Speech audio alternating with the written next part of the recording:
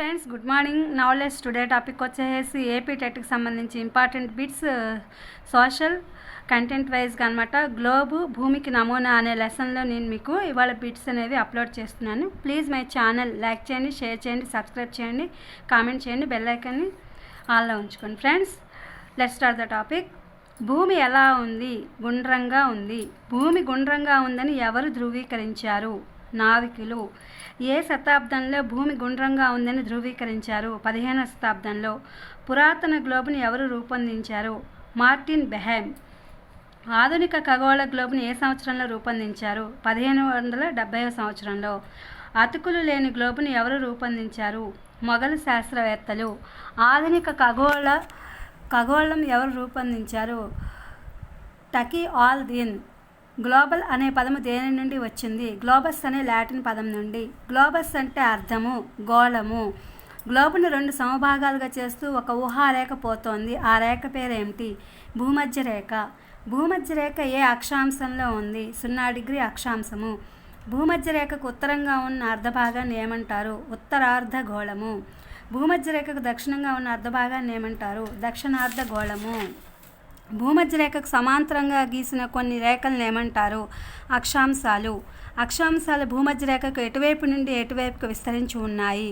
ఉత్తరంగా 0 డిగ్రీల నుండి 90 డిగ్రీల వరకు, దక్షిణంగా 0 డిగ్రీల నుండి 90 డిగ్రీల వరకు విస్తరించి ఉన్నాయి.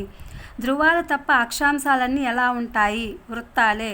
ఉత్తరార్ధగోళంలోని ముఖ్యమైన అక్షాంశాలు ఉత్తర ధ్రువము, ఆర్కిటిక్ వలయము, కర్కటక రేఖలు. దక్షిణార్ధగోళంలోని ముఖ్యమైన అక్షాంశాలు దక్షిణ ధ్రువము, అంటార్క్టిక్ వలయము, మకర రేఖలు. భూమి యొక్క వాతావరణ విభజనను ఏ సహాయంతో అధ్యయనం చేయవచ్చు? అక్షాంశాల సహాయంతో. లాటిట్యూడ్ అనే పదము లాటిన్ పదానికి చెందినది. దీని అర్థం ఏంటి? వెడల్పు, మందం, పరిధి, పరిమాణం. కర్కటక రేఖ ఏ అక్షాంశంలో ఉంది? 23.5 డిగ్రీల ఉత్తర అక్షాంశము. మకర రేఖ ఏ అక్షాంశంలో ఉంది? 23.5 డిగ్రీల దక్షిణ అక్షాంశము.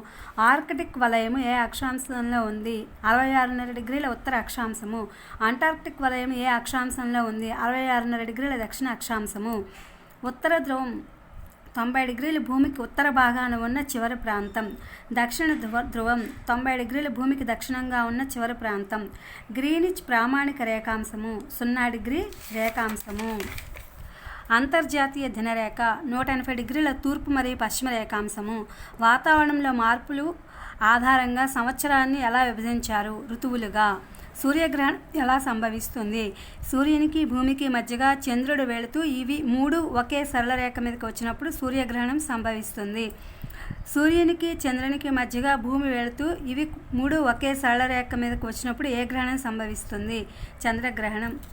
ఇవి ఫ్రెండ్స్ ఇవాళ సోషల్ కంటెంట్ వైజ్ గ్లోబు భూమికి నమూనా అనే లెసన్ నుంచి తీసుకున్నటువంటి ఇంపార్టెంట్ బిట్స్.